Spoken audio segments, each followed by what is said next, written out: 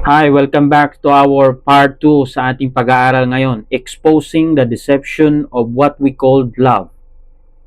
Inilabas natin, ini-expose natin ang pandaraya ng kaaway patungkol sa ating mali na pag-practice o pagkilala sa salitang pag-ibig o love. At dito sa pag-aaral na ito, ating matutunan kung ano yung tunay na definition ng pagmamahal. Ano ba yung original? Pag sinabi nating original, ito'y galing sa simula. Ito'y galing sa tunay. Okay? Kasi ang mundo natin ngayon ay nagpo-produce siya ng wrong definition ng pagmamahal. At ito'y ina-accept ng sanlibutan. Ina-accept ng sangkatauhan. At pinapractice ito over 3,000 years. Generation to generation na ipapasa ito. At dahil sa katagal ng panahon na ito'y pinapractice at kinikilala na tama pero mali naman, nagmumukhang tama ito. At dahil dito natutuwa ang ating kaaway na si Satanas dahil nasira niya ang tunay na kahulugan ng pagmamahal o love. At purihin ng Panginoon, kaibigan, kapatid, na sa oras na ito ay ikaw ay nariyan pa. Kung nandun ka sa previous nating pag-aaral, part 1, ito ay part 2, praise God sa buhay mo. At nasasabi ko na ikaw nga ay interesado na malaman ang katotohanan patungkol sa pag-ibig. Kaibigan, hindi ka nagkamali sa ginagawa mo niya. Pero kung ikaw man ngayon na nakikinig, ito lang part 2 ang iyong nasubaybayan, maganda pa rin dahil maabutan mo pa rin yung part 2. But I suggest na if you have time, please watch the part 1 dahil naroon din yung iba pang mga information na magbibigay sa iyo ng kaliwanagan. Now, papatuloy po natin. So, ang ating part 2 ng ating exposing the deception. So, pinakita natin in part 1 yung pandaraya ni Satan para kilalanin ang pag-ibig na ito yung tunay na pag-ibig, pero yun pala ay mali. At nagbubunga ito ng maling generation, maling environment, maling kultura sa panahon natin ngayon. At in fact, ang sanlibutan ay nagsiselebrate ng maling kultura o katuruan patungkol sa love o pagmamahal. At nagdudulot ito, nagbubunga ito ng wrong practice.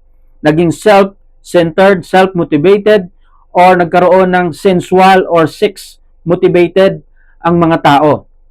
Ang lahat na nagsasabing nagmamahal, ito'y nakakonect sa pakikipagtalik. In fact, sa panahon ng Valentine's Day, ang daming magka-partner na ang punta doon sa mga motel. At nangyayari yung pakikipagtalik na hindi naman kalooban ng Diyos. At dito, isisiwalat din natin ang iba pang mga katotohanan patungkol sa pag-ibig, and this time, i-reveal na natin yung tunay na kahulugan ng pag-ibig at paano natin masabi na siya ay tunay. Why? Because it is from the origin, from the maker. At kung sino yung maker natin, siya ang ating kuhaan ng exact definition patungkol sa pag-ibig. At huwag kang mawawala, kaibigan, dahil ito po ay mahalagang parte ng pag-aaral na ito. So, let's continue. Now, ang word na pag-ibig ay marami po yung type. Ibig sabihin, klase-klaseng pag-ibig. Pero sa panahon natin, isang word lang ang ating ginagamit, ang salitang love o pag-ibig. Mahal ko. But, in reality, the word love have different kinds or types. At dito mo malalaman. Hindi po pwede yung nararamdaman mo sa iyong asawa ay katulad din ng iyong nararamdaman sa iyong magulang.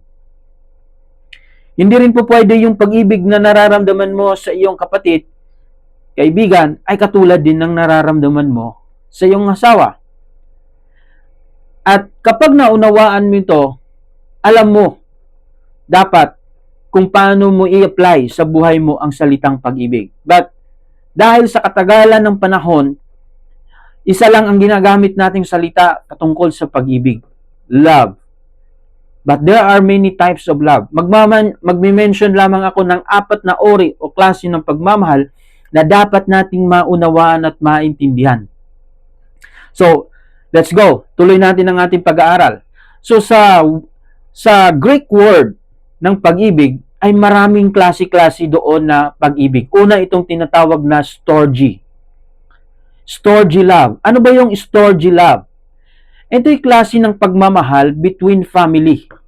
The love between family. Ang pagmamahal mo sa iyong anak, ang pagmamahal mo sa iyong magulang, these are family members.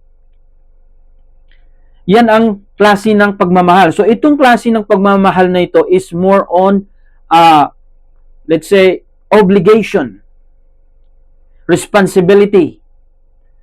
Ang pagmamahal ng magulang sa anak ay hindi katulad ng kanyang pagmamahal sa kanyang asawa.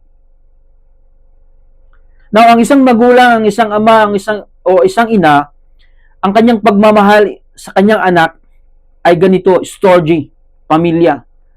Ito ay nagmo-motivate ng kanyang, although mayroong nararamdaman dyan, feelings or emotion, but more on decision para sa ikakabuti ng taong ito. Because mayroon siyang responsibility dito sa tao na to. Mayroon siyang obligation sa tao na ito. That is storge. Second is philia. Philia is the love between friends. So, yung pagmamahal mo sa mga kaibigan mo, that is philia love. Kaya nga mayroong lugar na Philadelphia, brotherly love, pagmamahalan bilang magkapatid. So, kung mahal mo ang iyong kaibigan, hindi mo maihambing sa iyong pagmamahal ng iyong magulang o iyong asawa at mga anak. Magkaiba yon. Kailangan mong ma-distinguish ito. Maisiparit mo in the right place. Minsan, mahal mo pa ang iyong kaibigan higit pa sa pagmamahal mo sa iyong asawa. Tama ba yon? Na mas nais mo pang doon na lang matulog sa iyong mga kaibigan, sa iyong barkada, kaysa matulog ka sa bahay ng iyong kasama ang iyong asawa? Hindi yan ang tama. Pero ang mundo natin ay nagtuturo ng ganong klaseng pagmamahal. Mas gusto ko pang makasama yung mga kaibigan ko, mga kakumpari ko, kaysa asawa ko. Mas nais ko pang makasama habang buhay yung mga barkada ko kaysa nanay at tatay ko at magulang ko. Di ba? Mayroong ganun. Why? Because mayroon nang nangyayaring distraction about the definition of love. Why? Satan is behind on this situation. Siya yung nag-engineer niyan. Siya yung nag-manipulate. Kung panoorin mo yung part 1, doon mo malalaman. Binamanipula ni Satan ang sanlibutan na lahat ng kanyang gusto ay matupad. Kung mayroong ilalabas ang Panginoon ng tunay na pagmamahal, tutumbasan niya ito ng fake na pagmamahal. Kung si God nag-create ng true marriage, tutumbasan din ni Satan ng fake marriage. And then, parang magkatulad. At most of the time, ang tao ngayon ay mas nag-i-enjoy sa fake marriage, fake love, than true marriage, than true love. And then, pinapractice na ito, taon-taon, generation to generation, and then nagtataka ang tao, wala na talagang forever. Wala na talagang tunay. Paano lalabas ang tunay? Hindi mo nga hinahanap ang tunay. Pakitaan ka ng tunay na pagmamahal, hindi mo naman din tinatanggap kasi ang iyong hinahanap na pagmamahal, yung depende sa definition mo o sa definition ng mundo. Example, nagmamahal ka. Hinahanap mo yung ganitong tao. Ano bang requirements mo sa tao na iyong gustong mahalin? So, ano ngayon ang requirements mo? Guwapo, macho, may trabaho, may sasakyan. Kahit na hindi siya sumusunod sa Panginoon. Ano pa? Mamahalin ko yung maraming M. Money. Ano pa? Mansion. Ano pa? So, ang dami ng M. Million. So, yan yung requirements mo. That is your definition. How you express your love.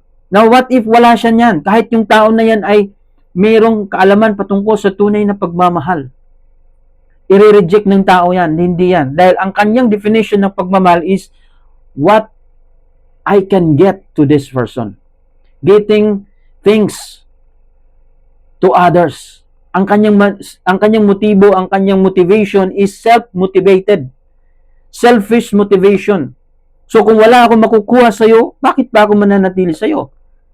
'Di ba? Merong iba, gustong mag-asawa, gustong magkaroon ng relasyon. Nangangarap na makasawa ng mayaman. Yan ba ang tunay na pag-ibig? Mas gustuhin daw nilang may makakain kaysa nagmamahal na gutom. Ang tunay na nagmamahal, hindi papayag na walang may papakain sa pamilya at hindi tamad. Magsisikap siya. Hindi nakabase sa salapi lamang ang tunay na pagmamahal. So kung sino lang yung maraming salapi, maraming nakapela doon, nag-aabang. Maraming tao doon na nais niyang mahalin yung nag-aagawan. Kung kaya't nasisira ang tunay na imahe ng pag-ibig. Na ituloy po natin. Number 3, Eros. Eros. Ito'y klaseng ng pagmamahal na nararamdaman sa mag-asawa, couple. Now, alam natin sa mag-asawa ay mayroong pahintulot ng Panginoon patungkol sa pakikipagtalik or sex. Isa sa mga priority, isa sa mga benefits or masasabi natin na binigay ng Panginoon na enjoyment sa mag-asawa ang pakikipagtalik or sex. Dito lamang inaalaw ng Panginoon o binibigyan ng Panginoon ng authority na magkaroon ng sexual na o kahalayan or sexual intercourse ang tao kapag sila ay mag-asawa na. Pero ano ang ginawa ni Satan? Kinokonek niya ang sex sa pakikipagrelasyon at gagamitin yung word na love. Kaya't ngayon ang mundo, when you think about love, it's connected or kaakibat na dyan yung sex. Tama po? Kaka-celebrate lang ng Valentine's Day. At kahit tanungin mo ang mga motel, puno sila doon. Book. Fully book.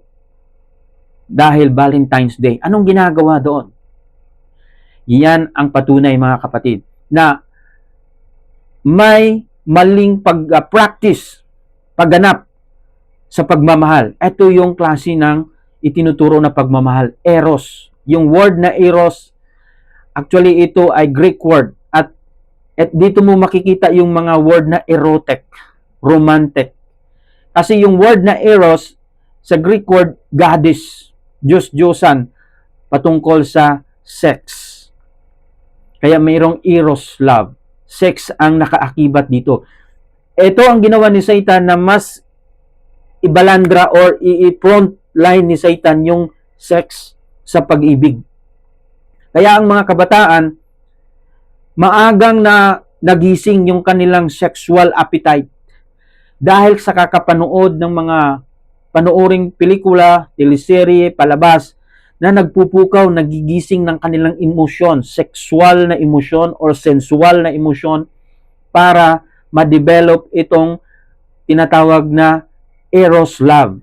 At akala ng mga batang ito na ang kanilang nararamdaman na pagkakagusto sa tao, batang lalaki o babae o kapariha, yung kanilang tinatawag na crush, yun ba or yun na ba yung nararamdaman niya?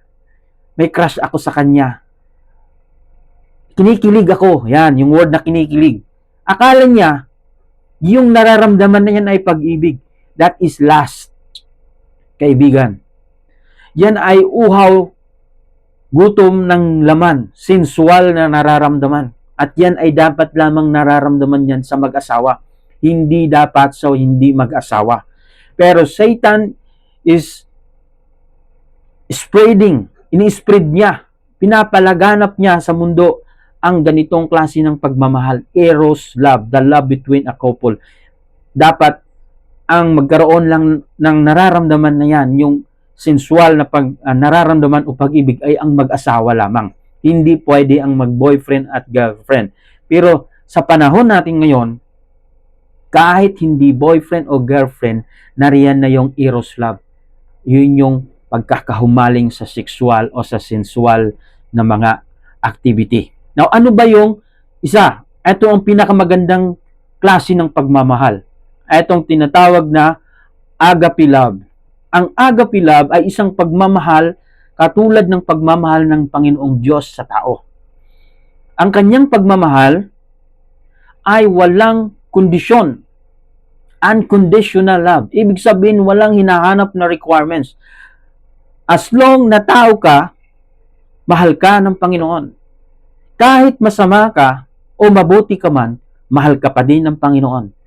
Kahit ikaw ay itim, maputi, macho, mataba, matangkad, pandak, marunong magsalita, marunong mag-Ingles, o anumang klase, walang nire-require ang Panginoon na kanyang mahalin. Ito yung klaseng pagmamahal ng Diyos.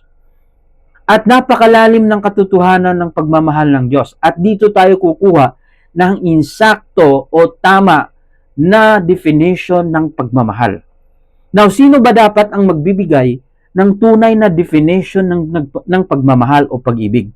Hindi ang sanlibutan, hindi ang mundo, hindi ikaw, hindi ako, dahil hindi tayo lamang ay nabubuhay lamang dito. Hindi tayo ang original na nag-create ng mundo. Hindi tayo ang naglikha ng sanlibutan, ng sangkatauhan, kung kaya't wala tayong karapatan o kakayanan, kapangyarihan na magbibigay ng interpretation o definition ng pagmamahal o tunay na pagmamahal. Sino lamang ang makakapagbigay niyan? Ang Panginoong Diyos na lumikha sa atin. Now, dito tayo kukuha at dito natin kunin ang tunay at ang katotohanan na definisyon patungkol sa salitang pag-ibig o love. Makinig ka, kaibigan. Kung ang iyong love definition ngayon ay patungkol sa iyong emosyon, hindi ganyan ang tunay na kahulugan o definition ng pagmamahal. Panoorin mo at intindihin mo ito. Okay. Narito ang pagpapakita ng pagmamahal sa atin ng Panginoon. Ito ay ating matatagpuan sa book ng 1 John verse 4 to 7. Chapter 4, 7 to 10. Ito'y pagpapakita ng pagmamahal ng Diyos sa atin at kung papaano din daw tayo magmahal sa iba. Di ba? Klaro ito. Una, nagpapakita ng example ang ating Diyos kung paano magmahal. Pangalawa, nire-require niya o binibigyan niya tayo ng instruction kung paano ka magmahal sa iba. Now, try to compare yung iyong alam na definition ng pagmamahal or love base dito sa ating pag-aaralan ngayon.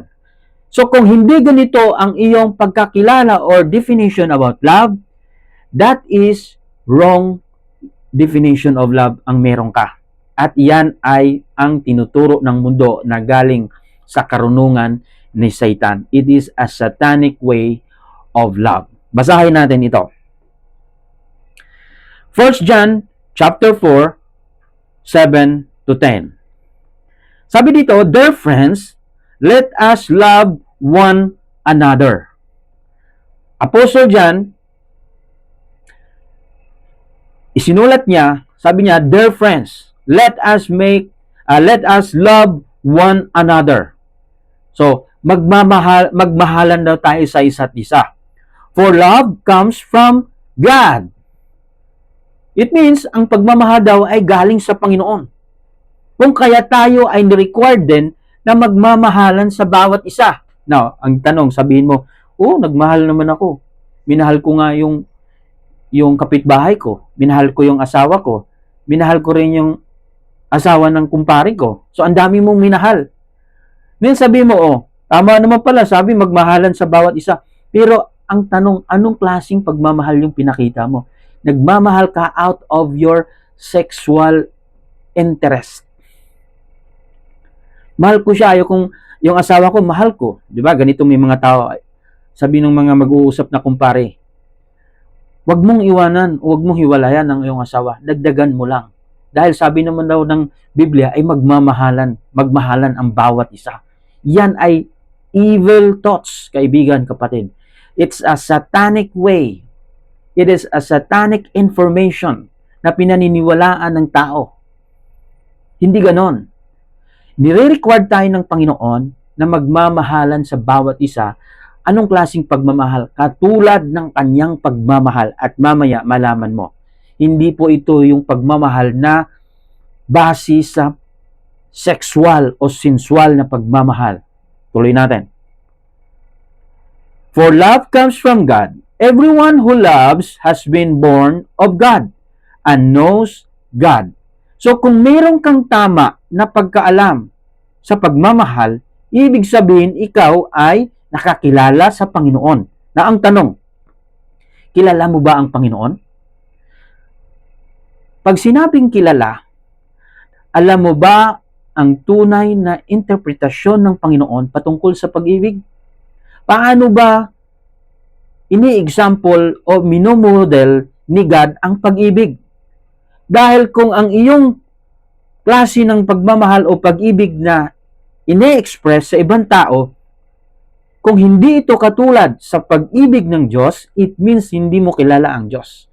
At ito ang mundo ngayon. The world expressing or doing love, not the same love as God's love. Hindi sinusunod. May sariling interpretation. At yung interpretation na yan na sinusunod ng mundo ay galing sa kaaway na si Satanas. Pero dito, sabi dyan, lahat tayo ay ni-required ng Panginoon na magmahal. At paano? Katulad ng kanyang pagmamahal. So ang isang tao na nagmamahal sa kapwa niya na katulad ng pagmamahal sa Diyos, ibig sabihin may pagkakilala siya sa Diyos. Ito'y klase ng information na nire-required kang kilalanin mo ang Diyos at ang pagmamahal ng Diyos. Then, kapag nakilala mo ang Diyos at kung paano siya magmahal, marunong ka rin mag-express ng tunay na pagmamahal sa ibang tao. Yun yung iyong gagamiting material. Hindi yung material ng mundong ito. Na, ituloy natin. Sabi dito, sa verse 8, whoever does not love does not know God. Sabihin mo sa akin siguro, nagmahal ako. Mahal ko nga yung kapitbahay ko eh. Kahit may asawa na ako, marunong pa rin ako magmahal sa iba. Hindi ganon ang klase ng pagmamahal na gusto ng Panginoon. Basahin natin. Verse 8, whoever does not love, dugtungan ko, whoever does not love like the way God's love us, does not know God. Kung sino yung nagmamahal at ang kanyang pag-express or pag-define ng pagmamahal, hindi katulad kung paano minahal ng Diyos ang tao, paano nag-express si God sa kapagmamahal niya sa tao, it means yung tao na yan hindi pala nakakilala sa Diyos. So, paano pala natin ma-express o magawa ang tunay na pagmamahal? By knowing God. Bakit? Dahil doon mo makikita yung tamang modelo, definition, example ng pagmamahal. Kung papaano magmahal si God, yun yung ating kopyahin at yun din ang ating i-apply sa ibang tao. Doon mo lamang makukuha yung sinasabing nasunod mo ang tunay na pagmamahal. Now, kaibigan, nagmahal ka. May nararamdaman kang pagmamahal sa ibang tao. Galing kaya yan sa Panginoon? Katulad ba yan ng pagmamahal sa Panginoon? Kung katulad yan ng pagmamahal sa Panginoon, bakit hinahanap mo sa Kanya ang qualification? Si God hindi naghahanap ng qualification para iparamdam sa tao ang Kanyang pagmamahal. Pero bakit ang tao naghahanap ng qualification, condition? I love you if you do this. If you don't do this, I will not love you. Mananatili ako sa iyo kung naibigay mo ito sa akin. Kapag hindi mo ito maibigay, pasensyahan tayo. Hiwalayan na. Tapos ang pag-aasawa. Di ba? Yan ang maling definition ng pagmamahal. At yan ay gawa ng kaaway. Kaya ang daming masisirang pamilya at mula pa noon hanggang ngayon, maaaring ikaw na nanonood ay parte ka ng pagkasira ng pamilya dahil sa pag-apply ng wrong love or pag-interpret ng wrong love. Means practicing wrong definition of love. So, base sa nasusulat, dapat mo munang kilalanin kung paano magmahal ang Diyos sa tao. Kapag nakilala mo at kopyahin mo ito at i-apply mo sa ibang tao, yan ang tamang paraan ng pagmamahal. Itutuloy natin. Because God is love. Dahil ang Diyos ay pagmamahal. So, doon tayo dapat kukuha sa Diyos ng tamang modelo kung paano tayo magmahal. Paano mag-isip ang Panginoon sa mga taong minahal niya. Walang qualification. Mamaya ilabas natin yung tunay na definition. So, this is how God shown His love among us. So, dito pinapakita kung paano nag-express ang Panginoon, ang Diyos sa kanyang pagmamahal. Sabi dito, He sent His one and only Son into the world that we might live through Him. Siya daw mismo ay ang Diyos mismo ipinadala ang kanyang nag-iisang anak sa mundo para tayo ay mabuhay. Nakasama siya. Why? Because kung hindi niya ipapadala yung kanyang anak, ang sanlibutan, ikaw at ako, ay mamamatay at hindi natin kasama ang Panginoon habang buhay in the next life. It means wala kang eternal life. So, yung pagmamahal ng Panginoon is sacrifice. Nagbibigay. Tingnan mo ang pagmamahal ngayon ng tao. Bibilangin niya yung makukuha niya sa isang tao bago niya mahalin. Makakapagbigay kaya sa akin ito ng bahay? Makakapagbigay kaya sa akin ito ng sasakyan? Mga alahas? Mga mamahaling damit? Kung hindi ito makakapagbigay sa akin, itong tao na ito, hindi ko ito tatanggapin. Kasi sabi nila, ayoko ring magutom. Kaibigan, magutom pa ba yan? Hindi na pagkain yung ni-required mo eh. Ang ni-required mo, mga mamahaling gamit. Alahas, ginto, diamante, bahay, negosyo, luho. Yun ang nire-required mo, tapos gagamitin mo yun na, ang hirap kaya umibig pag gutom. Hindi na yun, ginamit mo lang yung dahilan na yan, pero ang totoo, ang motivation mo ng pagmamahal ay hindi katulad ng motivation ng Panginoon. Ang motivation ng Panginoon is, minahal niya tayo para ibigay niya ang kanyang sarili para sa atin. So to love is to give, not to get something from that person. Now, kung takot kang magbigay, hindi ka marunong magmahal, sa totoo lang. Kung ang nakahubog sa kaisipan mo ngayon ay mamahalin ko to kapag mayroon itong maibigay sa akin, kapag Valentine's Day, kapag birthday, mayroon tong regalo sa akin, mahal na mahal ko tong tao na to. Pag wala siyang maibigay, hindi ko na ito mamahalin. Tapos na ang relasyon namin.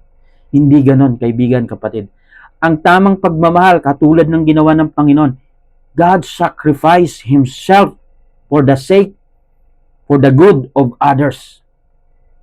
Nagdidesisyon ang Diyos ng tama. Pumipili siya, meron siyang choice. I chose this way, not that way. I choose to do the right thing. I choose to give myself. I choose to sacrifice. I choose to suffer. Mas pinili kong maghirap. Why? For the sake of the people. Ganyan ang example ng pagmamahal. Bakit? Minahal niya tayo. Hindi dahil may makuha siya sa atin. Minahal niya tayo because He will give Himself to us. Ikaw ba ganyan ang iyong pagmamahal sa tao? Kung hindi ka makakakuha ng something sa tao na yan, hindi mo siya mamahalin. Ano bang mapapala ko dyan? Bakit kumahalin yan? Ang hirap-hirap niyan? Ang dungis-dungis niyan? Ang baho-baho niyan? Ganon. Pang-alipusta. Hindi yan pagmamahal ang ginagawa mo, kaibigan. That is satanic. Kapag mayroon tayong makita ang tao na mayroong sinabi sa buhay, ang daming nag-uunahan, may wills, may sasakyan, may negosyo, kahit na sama ang kanyang ugali. Nag-uunahan ang mga kababaihan. Nag-uunahan ang mga kalalakihan sa mga mayroong pera ng mga kababaihan. Kahit matanda na, pinagpipilahan, pinag-iinteresan, at ginagamit yung salitang love. That is demonic way of love, kaibigan, na meron ka. Kailangan mong tigilan yan. Now, sabi dito, this is love. Not that we love God, but that He loved us and sent His Son as atoning sacrifice for our sins. Dahil sa ating mga kasalanan, nag-sacrifice ang Panginoon para tayo ay maligtas, para tayo ay mabuhay. Saan dyan makikita na ang Panginoon ay nag-required ng something, na meron siyang makukuha sa atin, kaya niya tayo minahal? No. Alam ng Panginoon ang pangangailangan ng tao, kaya minahal niya tayo. Through His love, we survive. Through His love, we live. We save. Dahil dyan. So, ito ang tamang definition of model of true love. Ang ginawa ng Diyos. Nagdesisyon siya ng tama. Hindi siya nag-required ng kahit ano. Walang kondisyon. Nag-sacrifice siya. Ibinigay ang kanyang sarili. Wala siyang inihiling. In fact, nagbibigay siya. Ganyan ang tunay na pagmamahal na itutuloy natin. So, what is true love? Ito na. Malapit na tayo matapos. Ano ba ang tunay na pagmamahal, kaibigan? Huwag kang kumurap. Picturean mo ito or tandaan mo ito. Balik-balikan mong panoorin ito at ito yung ipapakita mo sa mga tao na nagsasabi sa iyong, mahal kita, I love you, I miss you. Ngayon, kung mayroong nag-aaligid-aligid sa iyo dyan, kung ikaw ay dalaga, kung ikaw ay binata, at mayroong nagsasabi sa iyo, I love you, nagme-message sa iyo ng I love you, tandaan mo to, isend mo ito sa kanya. Okay, ano ba ang definition? At praise God, I write this message through the knowledge of God, through the understanding, through research, and through asking the wisdom of God, and by the Holy Spirit, I praise God na isulat ko ito. At ito po ang definition. True love is not emotion or feelings. Hindi nararamdaman or hindi nagbabase sa nararamdaman, but it's a choice. Ito'y isang pag-decide, pagpili. It's a choice to move and make a right decision. Diba? Napakaganda ng message na yan. Ang tunay na pagmamahal ay hindi emosyon. Hindi dahil sa nararamdaman, but it's a choice. Pumili ka. I choose to love you.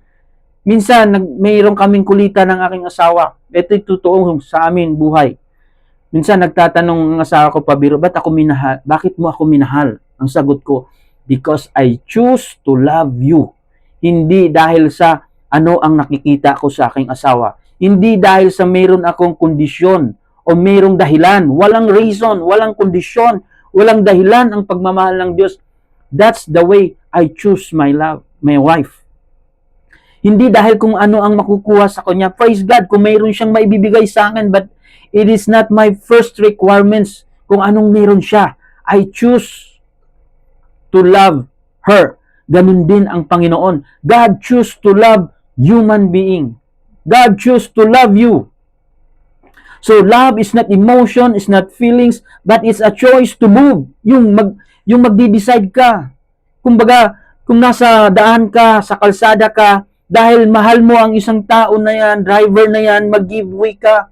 I will move this way para makapasok ka. Hindi tayo nag-uunahan, nagsisiksikan sa kalsada dahil ayaw nating may madisgrasya o mamamatay. Ganyan ang pagpapakita ng love. It's respect. At dahil alam mo na kailangan niya yan, ibibigay mo ang kanyang kailangan. Isa-sacrifice mo ang iyong sarili. Ano ba naman ngayon kung itatabi ko ng konti yung manubela, ipipihit ko mo yung manubela ko sa kanan o sa kaliwa para ikaw na driver din ay makapasok ka din. Giving each other. Move and make a right decision. Hindi lamang ito good decision. There must be right decision. For the good of the other. Ibig sabihin, nag-iisip siya. Alam niya yung ikakabuti sa ibang tao. Kaya niya minahal yung tao na yan. So, Kapag nagdi-decide ka or gusto mong ipakita yung tunay na pagmamahal mo, mag-iisip ka kung ano ang nakakabuti sa kanya. Hindi mo isipin kung anong mapakinabangan mo sa kanya. Hindi mo pinag-iinteresan yung katawan ng babae na yan. Hindi mo pinag-iinteresan yung kayamanan ng lalaki na yan. Kuha nyo na ba yung ibig sabihin ng pagmamahal? Ang tunay na pagmamahal ay nag-iisip ka ng ikakabuti sa kanya. Hindi ang iyong makukuha mo sa tao na yan. Hindi yung makikipagtalik ka sa kanya. You can love someone without having sex. That's the reality. Pwedeng magmahal na hindi mo gawin ang makikipagtalik. Dahil ang pagmamahal ay hindi lamang makikipagtalik at hindi bumabase sa sexual na mga gawain. See? It's a decision. Choose to move and make a right decision. Right decision ba yung ginawa mo? Minahal mo yung tao na yan, sabi mo, I love you, pero iniwanan mo ngayon yung asawa mo at mga anak mo. That is love. That is satanic love. It's not the love of God, kaibigan, kapatid. Pagmamahal ba yan na sirain mo yung buhay ng may asawa? Pagmamahal ba yan? No, that is lust of the flesh. Yan ay tukso, uhaw ng laman, init ng katawan. Sorry to say, but this is the reality. Kalibugan yan. Kaya handa kang sirain ang buhay ng mag-asawa, makamit mo lamang ang iyong ninanais. Mabigyan yung uhaw at gutom mo na sexual. Makuha mo lamang yung bagay sa tao na yan dahil meron siyang dating sa buhay. Meron siyang maibibigay sa iyong salapi, posisyon, kayamanan. Handa kang ibigay ang buhay mo kay Satanas, yung katawan mo. Handa mong ibigay yung dignidad mo. Kapalit ng salapi, kapalit ng posisyon, kapalit niyang sweldo, o iniinteresan mo sa buhay. Then sabihin mo, mahal ko ang tao na yan. No, that's not love. That is a satanic way of love. It means kung meron kanya ngayon, malinaw yan na merong puwersa ni Satanas na malakas na nasa iyo ngayon. You are controlled by the satanic force, kaibigan. Magising ka sa katotohanan. Pag ginawa natin to, it's a decision for good of the other as our responsibility and obligation without condition. Hindi mo ginagawa mo ito, ang pagmamahal na yan walang kondisyon, dahil ine-expect mo at kinikilala mo na ito yung responsibility. Pagka responsibility ang pinag-usapan, kahit anong oras gagawin mo para sa ikakabuti ng tao na yan. And obligation, obligado ka, katulad ng magulang, ng ina, ng ama. Example na lang yung ina. Kahit sa ating gabi, yung anak namin umiiyak dahil ang nanay, sobrang pagmamahal sa anak, obligado siyang gumising, timplahan ng gatas. Isang napakagandang example na siya ay tunay na nagmamahal sa kanyang anak. Why? Kahit yung kanyang sariling ay sinasakripisyo niya. Kulang sa tulog, kailangan bumangon. Palitan ng diaper, painumin ng gatas yung bata. Why?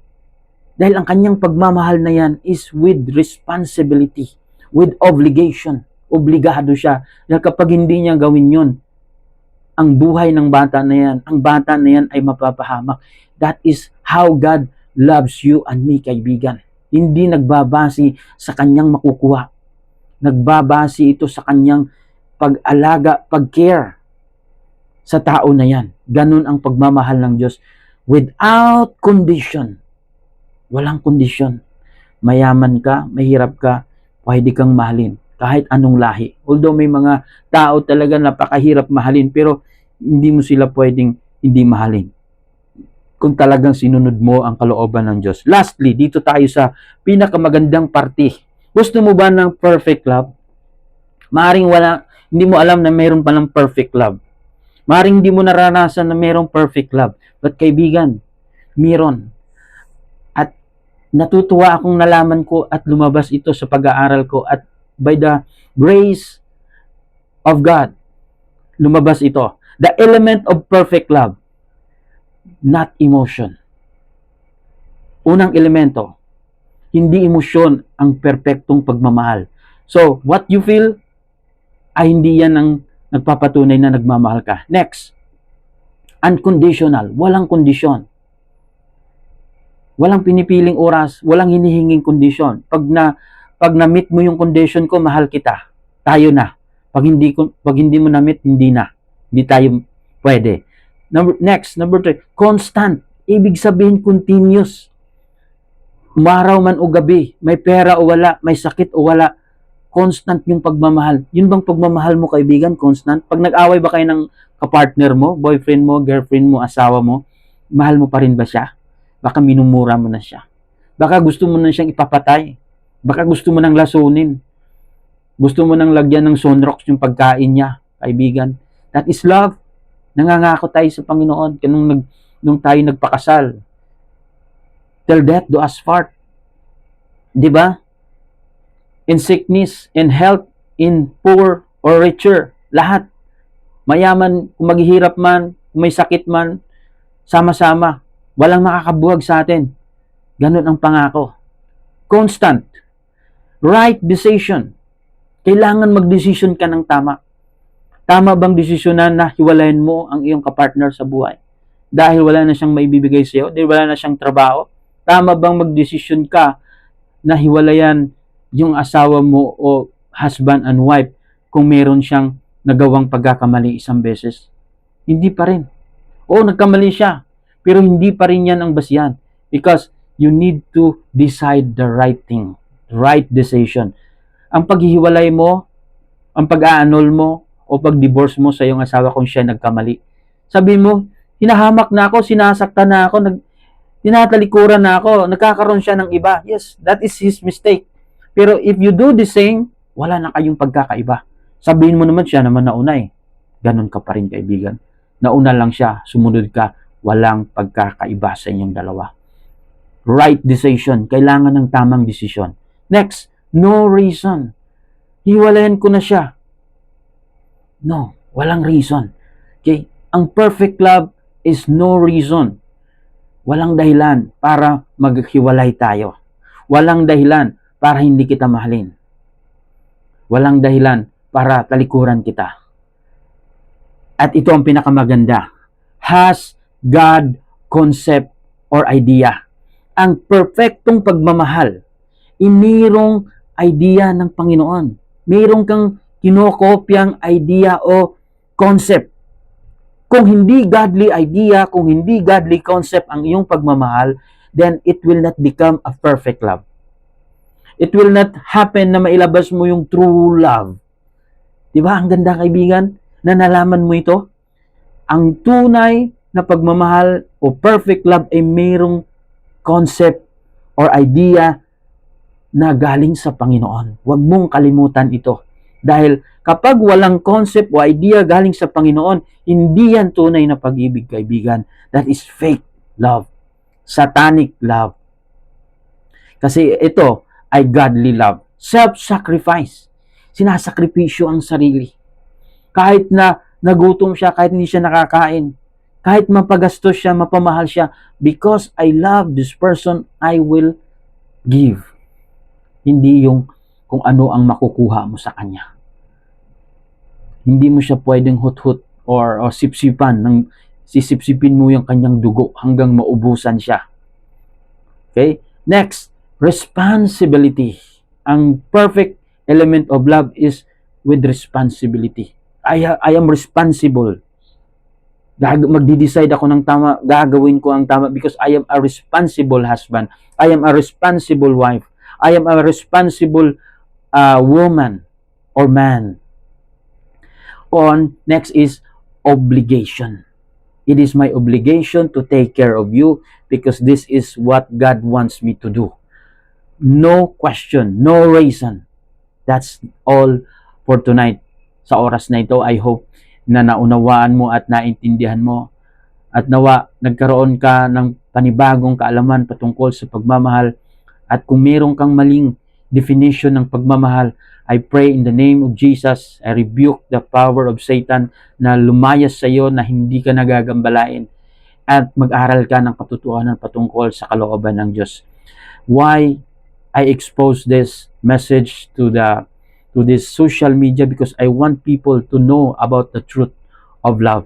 And I want people also to know how Satan blinded us, how Satan deception has been passed over sa lahat ng mga tao. It's been passing through generation to generation. It's time to wake up. Magising ka, kaibigan, kapatid. Mahal ka ng Panginoon at mahal ng Diyos ang ibang tao. Ayaw niya na ikaw ay maging instrumento ni Satanas para sirain ang buhay ng ibang tao.